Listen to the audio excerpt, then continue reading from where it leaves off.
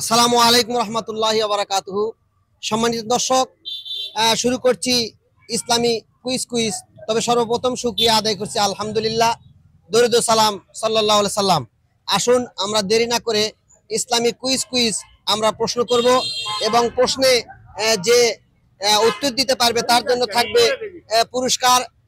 আসুন আমরা প্রশ্ন করি। আসসালামু আলাইকুম। ওয়ালাইকুম আসসালাম। আপনার নাম? আমার নাম মোহাম্মদ শামসুল আলম।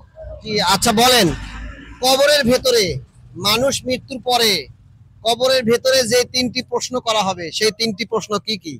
সেই তিনটি প্রশ্ন আমার জানা নেই। জি, সম্মানিত দর্শক, উনি ডাইরেক্টলি বলেছেন যে উনি কবরের ভেতরে যে তিনটি প্রশ্ন করা হবে সেই তিনটি প্রশ্ন ওনার জানা নাই।